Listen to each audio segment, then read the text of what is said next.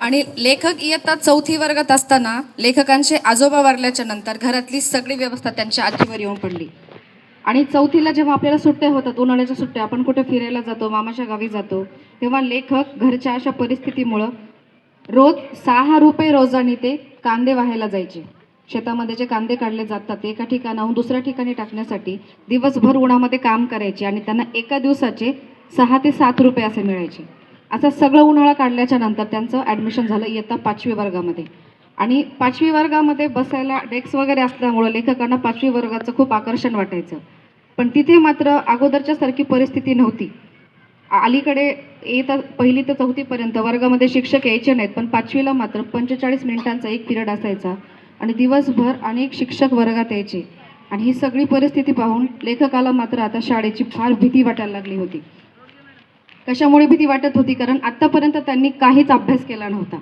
आणि 5वी वर्गात गेल्याच्या नंतर जेव्हा त्यांना शिक्षक गुरुजी जवळ घ्यायचे, काही विचारायचे, तेव्हा त्यांना काहीच सांगता यायचं नाही.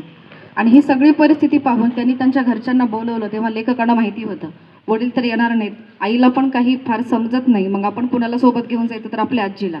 आणि आजीला सोबत घेऊन गेल्याच्या नंतर आजीनं त्या शिक्षकांची खूप गयावया केली. त्यांना सांगितलं की आमच्या फॅमिलीमध्ये, आमच्या परिवारामध्ये कोणीही सुशिक्षित नाही, किमान माझं नातू तरी शिकावा अशी माझी खूप इच्छा आहे. आणि तो शिकेल, इथून पुढे तो खूप प्रयत्न करेल, कष्ट करेल, तुम्ही त्याला वर्गामध्ये बसू द्या, शाळेतून काढू नका. आणि इथून मात्र हळूहळू लेखक थोडेसे काय लागले, अभ्यासाला लागले. तरीसुद्धा ते त्यांच्या ह्याच्या गुणपत्रकावर, त्यांच्या कार्डवर काय लिहिलेलं असायचं, पास, म्हणजे सवलतीने पास. आणि ते घरी येऊन सांगायचे की मी संपूर्ण पास झालो. आणि इयत्ता 7वी 8वीपर्यंत पास झालेले, संपूर्ण पास झाले असे त्यांच्या फॅमिलीमध्ये लेखक हे एकटेच सुशिक्षित होते. आणि मग त्यांच्या आजीला मात्र त्यांचा खूप अभिमान वाटायचा. हळूहळू दिवसेंदिवस जात गेले. हळूहळू लेखकांना आता पुढच्या शिक्षणाची ही गोडी लागत गेली. त्यांनी बघितलं की त्यांचे बरेच मित्र आता ITIमध्ये जॉब करतायत. तेव्हा त्यांचं पहिलं ध्येय होतं की आपणही ITIमध्ये जॉब करायचा आणि तिथून आपण काय करायचं, आपल्या नोकरीला सुरुवात करायची. आणि त्यांना ITIमध्ये पण जॉब भेटला. पहिल्यांदा त्यांना 42% पडले आणि ITIमधून त्यांनी काय केलं, आपल्या खरा प्रवासाला त्यांनी काय केली, सुरुवात केली. परंतु इथेच ते समाधानी झाले नाहीत. ITIमध्ये जॉब करत असताना त्यांना त्यांचे अनेक मित्र भेटत गेले की जे की वेगवेगळ्या क्षेत्रामध्ये काय झाले होते, आता कार्यरत झाले होते. परंतु लेखकांना तिथं समाधान घ्यायचं नव्हतं. त्यांचा एक मित्र त्यांना भेटला जो की UPSCची तयारी करत होता. आणि इथूनच लेखकाला UPSC काय असते याची काय झाली, माहिती झाली, जाणीव झाली. परंतु त्यांना UPSC सारख्या अवघड परीक्षा आणि त्याच्यासाठी क्लासेसची लागणारी फीस देणं काही जमणारं नव्हतं, झेपणारं नव्हतं. पण तरीसुद्धा त्यांनी निश्चय केला की आपण काय करायचं, UPSCचीच तयारी करायची आणि आपण त्याच्यासाठी लागेल तो आपण प्रयत्न करायला सुरुवात करायची. IITमध्ये जॉब करणं सुरूच होतं, पण खिशामध्ये त्यांच्या 1 रुपयासुद्धा नसताना ते एका हॉस्टेलला राहायला त्यांनी सुरुवात केली. कुठेतरी पॅरासाईट म्हणून राहिलं. कॅन्टीनमध्ये खावं लागायचं आणि कॅन्टीनमध्ये एका वेळी खाण्यासाठी 7 रुपये लागायचे. आणि ते सुद्धा लेखकाकडे नव्हतं. 3 रुपयाला चहा मिळायचा, ते सुद्धा ते दोघे मित्र अर्धा अर्धा करून प्यायचे. आणि असं करत करत ते आपलं शिक्षण घेत होते. आणि शिक्षण घेत असताना बऱ्याच वेळा हॉस्टेलमध्ये मुलांकडनं फीस मागितल्या जायच्या, राहण्यासाठीची सोय व्हायची. या सगळ्यांवरून लेखकांकडे अनेक अनेक अनेक अडचणी आल्या. कारण घरून त्यांना कसलाच आधार नव्हता. घरी जी शेती होती ती शेती आई वडील आणि त्यांचा भाऊ आजी बघत होते. आणि हे सगळे बघत असताना शेतीचे 30 ते 40 हजार रुपये आलेले असताना, राशी वगैरे झाल्याच्या नंतर येतात की नाही पैसे, तर ते पैसे घेऊन त्यांचे आजोबा एका दिवशी निघून गेले होते, कुणालाही न सांगता, जुगार खेळण्यासाठी. आणि त्यांच्या सगळ्या फॅमिलीवर एक खूप मोठं संकट येऊन कोसळलं होतं. कारण त्याच 30-40 हजारावर त्यांचं वर्षभराचं घर चालणार होतं. पण आता पुढे काय करायचं याचा सगळ्यासमोर प्रश्न पडलेला असताना सर्वजण फॅमिलीमधले लेखकांना म्हणू लागले की तो गावाकडे ये आणि इथलीच तू शेती सांभाळ, किंवा इथून तू काय कर, तुझा जॉब कर, UPSCचं वगैरे वेळ डोक्यातून तू काय कर, काढून टाक. पण ते लेखकांना जमणारं नव्हतं.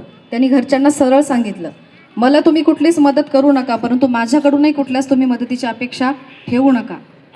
आणि असंच सुरू होत असताना घरी खूप भांडणं झाले आणि या सगळ्यांचा परिणाम म्हणून लेखक घरातून कायमचं निघून गेले आणि आपापला प्रवास त्यांनी स्वतः सुरू केला.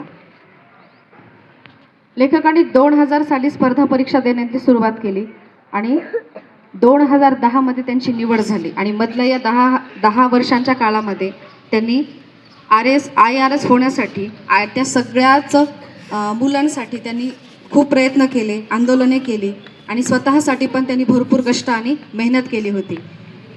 या काळामध्ये बऱ्याच वेळा त्यांना अपयशही आलं, पण ते कधीही खचले नाहीत. 2006मध्ये UPSCची पूर्वपरीक्षा ते पास झाले. यशदा स्टडीमध्ये ते अभ्यास करत होते. LICमध्ये DO म्हणून त्यांची निवड झाली होती. ही लेखकांची नोकरी होती. LICमध्ये DO म्हणून अभ्यास करणं, तिथं नोकरी मिळवणं हे सुद्धा खूप लेखकांसाठी मोठी गोष्ट होती. पण त्यांना वेळ कशाचं होतं? UPSCचं लागलेलं होतं. आणि त्यांनी ठरवलं होतं की या नोकरीलाही आपण रामराम करायचा आणि आपण आपल्या UPSCचीच तयारी पुढं सुरू ठेवायची. 2007मध्येही ते पूर्वपरीक्षा पास झाले, पण इथं मात्र ते मुख्य परीक्षा नापास झाले. UPSCमध्ये पूर्वपरीक्षा पास होऊन त्याच्यानंतर आपल्याला मुलाखत द्यावी लागते, इंटरव्ह्यू द्यावा लागतो. आणि या इंटरव्ह्यूमध्ये मात्र लेखक काय होत होते? प्रत्येक वेळेस नापास होत होते. आणि नापास होण्याचं कारण असं होतं की त्यांच्या भाषेमध्ये एक ग्रामीण भागातलं एक लकब होती. बसण्यामध्ये, बोलण्यामध्ये त्यांच्यामध्ये हवा तेवढा त्यांच्यामध्ये त्यांना डिसिप्लिन त्या मुलाखत घेणाऱ्यांना दिसत नव्हता. आणि त्यामुळे वारंवार लेखकांची काय व्हायची? मुख्य परीक्षेमध्ये ते काय व्हायचे? नापास व्हायचे. पण तरीही त्यांनी धीर सोडला नाही. 2000ला पहिल्यांदा लेखकांनी IIT जॉब केला होता. 2003मध्ये ते PSI सुद्धा झाले होते. 2004मध्ये रेल्वेमध्ये त्यांना TC म्हणून नोकरी लागली होती. 2005मध्ये जलसंपदा विभाग, 2007मध्ये LIC विभागामध्ये आणि 2008मध्ये समाज कल्याण खात्यातील नोकरी, अशा 7 ठिकाणी लागलेल्या नोकऱ्या लेखकांनी सोडून दिल्या होत्या. पण ध्येय सोडले नव्हते. ध्येय कशाचं होतं? UPSC परीक्षेमध्ये पास होण्याचं होतं. अतोनात प्रयत्न, कष्ट आणि या सगळ्यांच्या जोरावर 6 मे 2010 रोजी लेखक काय झाले होते? IRS अधिकारी, महसूल खात्यामध्ये त्यांची निवड झाली होती. आणि हा सगळा प्रवास करताना लेखकांना बऱ्याच कष्टांना सामोरं जावं लागलं होतं. तरीसुद्धा ते कधीही मागे हटले नाहीत. आणि याचीच मी तुम्हाला एक स्टोरी सांगणार आहे. ती स्टोरी म्हणजे तुम्हाला सगळ्यांना माहिती आहे. तुम्ही MSD द अनटोल्ड स्टोरी, धोनीचा तुम्ही पिक्चर बघितला आहे का? MSD अनटोल्ड स्टोरी तुम्ही सगळ्यांनी बघितला असेल ना. MSD धोनी म्हणजे कोण आहेत? महेंद्रसिंग धोनी. त्यांनासुद्धा क्रिकेटमध्ये काम करण्याच्या अगोदर, क्रिकेट खेळण्याच्या अगोदर त्यांना रेल्वेमध्ये TC म्हणून त्यांना नोकरी लागली होती. पण त्यांचं ध्येय कशाचं होतं? त्यांना क्रिकेटर व्हायचं होतं. आणि त्यांनी TCची नोकरी सोडून दिली होती आणि परत ते प्रॅक्टिसला लागले होते. आणि हाच ध्येयवेडा प्रवासी आपला भरत आंधळे सर सुद्धा गरुड झेप घेण्यासाठी त्यांनीसुद्धा लागलेल्या तब्बल 7 नोकऱ्या सोडल्या होत्या. आणि UPSCसाठीच त्यांनी अतोनात प्रयत्न केले होते. आणि हाच आहे गरुड झेप, एक ध्येयवेडा प्रवासी भरत आंधळे सरांसोबतची माहिती. तुम्ही ऐकून घेतलात. मी जे काही सांगितलं माझं मार्गदर्शन, त्याबद्दल थँक्यू. आणि मी माझं बोलणं इथंच थांबवते.